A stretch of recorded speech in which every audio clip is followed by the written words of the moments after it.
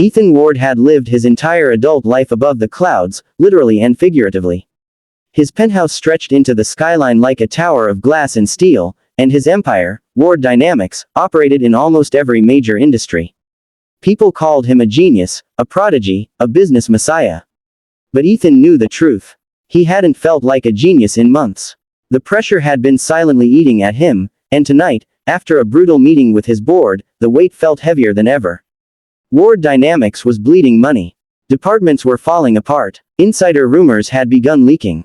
Investors were whispering the word he hated most: collapse. It was nearly 10 p.m. when Ethan stepped into the Skyview restaurant, the most luxurious dining place in the city, perched on the 60th floor of a shimmering tower. Blue lights lined the windows, reflecting the vast cityscape below. The air smelled of grilled rosemary and expensive wine, but Ethan felt nothing. He only wanted silence. He sat at his usual corner table, the one always reserved for him, ignoring the curious glances from other diners. He loosened his tie, rubbed his temple, and sighed. His thoughts were loud, too loud. Numbers, spreadsheets, forecasts, problems that multiplied like shadows. That's when he saw her. A waitress with dark hair tied in a neat bun, moving gracefully between tables. She had an aura of calmness, almost too calm for someone working a late shift. She balanced plates with practiced ease, offered warm smiles, and spoke gently to an elderly couple struggling with their menus. Her name tag read, Lena. When she approached his table, Ethan straightened up slightly. She greeted him with the kind of hospitality that wasn't forced, a rare thing in a high-end restaurant. "Good evening, sir. Welcome back to Skyview. What can I get for you?" she asked. Ethan wasn't really listening. His mind was still tangled in financial disaster. Without thinking, without caring, he let his stress twist into the worst kind of humor. He said with a smirk. "Actually, could you give me some financial advice?" She blinked. "I'm sorry. You're a waitress," he said, chuckling. "Maybe you can tell me what to do with my billions before I lose them all." Ha ha. Several people turned their heads. Lena didn't flinch, didn't blush, didn't laugh. She simply placed a crystal glass in front of him, filled it with water, and said calmly, "Your problem is that you think having money automatically means you're smart." The glass nearly slipped from Ethan's hand. Her tone wasn't rude. It was factual, honest, sharp as a blade. She continued as if explaining something obvious. "You walked in stressed, distracted, and angry. People with real control don't walk like that. People who are losing control do." Ethan stared at her, stunned into silence. "And if your company is failing," she added, "it's because you stopped listening to your people. Money doesn't excuse bad leadership." He finally found his voice. "How would you know anything about my company? You were shouting about it into your phone in the hallway," she replied. "Everyone heard you." He glanced around in embarrassment. She refilled his glass again, though it wasn't empty, and said softly, "Real advice. Start valuing people. Profit follows loyalty." Then she walked away. Ethan felt something he hadn't felt in years, humiliation mixed with curiosity. He wasn't used to being corrected. People tiptoed around him, worshipped him, feared him, but this waitress. She didn't treat him like a billionaire. She treated him like a man making a fool of himself. Ethan exhaled slowly. Maybe he deserved that. Minutes later, when Lena returned to take his order, he cleared his throat awkwardly. "Listen," he said, stiffly. "About earlier. Maybe I behaved poorly."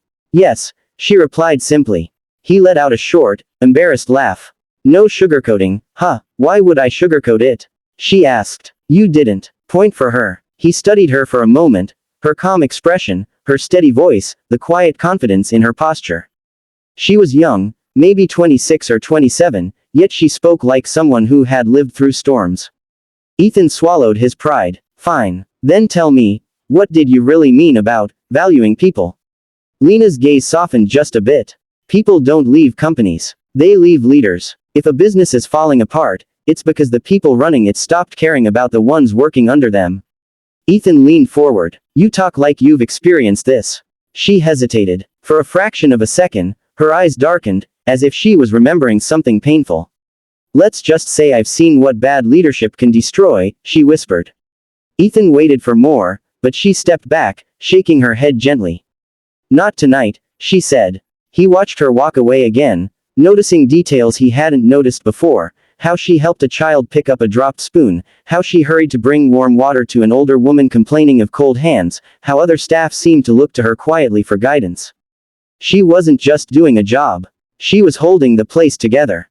Ethan's chest tightened. He didn't know why, but something inside him shifted.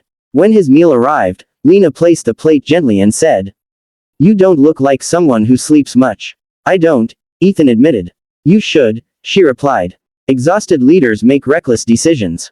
He couldn't help but ask, "Do you talk to all your customers like this?" "No," she said. "Just the ones who need it." And for the first time in weeks, Ethan laughed. Really laughed. It startled him. When he finally left the restaurant, he paused at the glass doors. The city lights glittered below like broken stars. He turned to look back at Lena, who was wiping down a table, lost in her world of work. She was extraordinary. And Ethan Ward, billionaire, genius, feared CEO, realized something frightening and thrilling.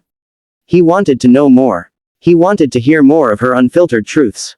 He wanted to understand her past. And most of all, he knew this wasn't the last time he'd walk into Skyview restaurant. It was only the beginning. Ethan Ward had always believed that problems could be solved with logic, strategy, and money. But after meeting Lena, he realized something uncomfortable. Some of the best advice didn't come from million-dollar consultants but from people who understood struggle. He found himself returning to the Skyview restaurant night after night, not for the food, not for the view, but for her. And she noticed. By the fourth day, Lena crossed her arms and said, "If you're here to ask about the stock market again, I swear I'll start charging you consultant fees." Ethan laughed. "I'm not here for that." She smirked. "Then what? You've had salmon 3 days in a row." He instantly felt 10 years younger, teased like a normal person. "Maybe I'm here for perspective." She raised an eyebrow. "Perspective or punishment?" He chuckled. "Both." Their conversations became longer, deeper. He noticed the way she hid exhaustion behind professionalism. The way she always helped her coworkers without being asked. The way customers opened up to her as if she were a safe space. Over time, he learned fragments of her life. How she worked double shifts, how she saved money obsessively, how she lived with her younger brother, who depended on her. But she never talked about her father again. Not until the night the restaurant was unusually quiet. Star the past she never shared. The sky outside was drenched in rain that slid down the windows like melted ink. Only 3 tables were occupied. Soft jazz played in the background. Ethan arrived late, looking exhausted but lighter than usual. Lena approached with a small smile. "You look better today. Less corporate zombie." He grinned. "I'll take that as a compliment." She poured his water. He noticed her hands trembled slightly. "Tired?" he asked. She paused, then sat down across from him, something she had never done before. "My father," she started softly, "was the kind of man everyone loved. He built a small business, treated employees like family. But he trusted the wrong partner." Ethan listened, breath still. "The partner stole everything," she whispered. "All the savings, the company property, even the money meant for my college. My dad's heart failed under the stress. He never recovered." A sharp ache spread across Ethan's chest. "I was 17, she continued. "My brother was 12. Overnight, we had nothing. I worked 3 jobs. I still do. That's why, your joke that night about financial advice didn't feel funny." Ethan leaned forward. "Lena, I'm so sorry." She nodded but didn't meet his eyes. "It's in the past. But I learned something. Money doesn't destroy people. The wrong kind of leader does." Her voice trembled at the edges. Ethan wanted to comfort her, to reach across the table, to tell her she wasn't alone. But she stood up quickly, regaining her composure. "I should get back to work." As she walked away, Ethan's decision solidified. He wasn't going to let her brilliance remain trapped in a restaurant. Star the meeting that shook his company. 2 weeks later, Ethan called for an unprecedented gathering, every employee in Ward Dynamics, from interns to department heads, all in one hall.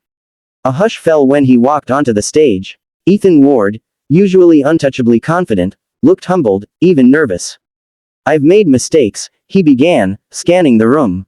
"Big ones." He saw raised eyebrows, whispers, suspicion. "But I've realized something important. A company survives when its people feel seen, heard, and valued." "I forgot that." Employees exchanged stunned glances. Ethan continued, "Starting today, every department will have a voice. Every issue will be reviewed. Every person will be respected. He took a deep breath. And I owe this realization to a waitress. The room fell silent. Ethan smiled faintly. She told me the truth when no one else had the courage to. By the end of the meeting, the atmosphere had changed. Employees felt hope, something his company hadn't felt in a long time. And Lena had been the spark. Star a new beginning for both. A week later, Ethan showed up at Skyview again, this time wearing a much calmer expression. Lena approached with her notepad. Let me guess, salmon again. No, he said. Actually, I want to offer you a job. She blinked. Wait, what? He took a breath. Lena, you have insight most people would kill for. You read problems like they're open books. You speak honestly. You understand people. That's rare. I don't have a degree, she whispered. I don't care, Ethan said. You have something better, instinct. She stared at him, stunned. Then her face softened with worry. I can't leave my brother. He needs me. And I need this job. Then bring him, Ethan said instantly. I'll offer him an internship. Paid. Full benefits. Her lips parted in disbelief. Ethan, you can't. I can, he interrupted gently. And I want to. For the first time since he met her, Ethan saw her eyes shine with hope, a small flame she tried desperately to hide. Think about it, he said softly. But Lena didn't need to. I accept, she whispered. Star. The transformation. 3 weeks later, Lena walked through the revolving doors of Ward Dynamics wearing her first professional outfit. Her brother, Leo, walked beside her proudly with his new intern badge. People stared, confused and curious. Board members rolled their eyes. Some whispered behind Ethan's back. But everything changed when Lena began working. She understood problems that had been ignored for months. She reviewed reports that managers feared touching. She talked to employees like a human being, not a superior. And she was right, over and over again. Within a month, Ward Dynamics shifted from red to stable. Within 2, it climbed into the green. One afternoon, Lena entered Ethan's office with a folder. Good news, she said with a proud smile. Revenue is up again. Ethan stood from his chair slowly, relief washing over him. Lena, I don't know how to thank you. By listening, she said simply. That's all I ever wanted from anyone. He took a step toward her. Lena, there's something else I want. Her heart skipped. What? He swallowed, nerves tightening. Would you consider going on a date with me? A real one. She froze. The air between them hummed. If this is a joke, she began. It's not, he said softly. Not even a little. Silence. Then she looked up, cheeks warm. Then my answer is yes. Ethan smiled, a genuine, breathtaking smile she hadn't seen before. The city outside glowed through the glass walls, as if celebrating something neither of them had fully realized yet. This wasn't just a billionaire rescuing a waitress. This was a woman who saved a man from his own downfall. And a man who gave her the chance she had always deserved. It was the beginning of something neither of them had expected. But both of them wanted.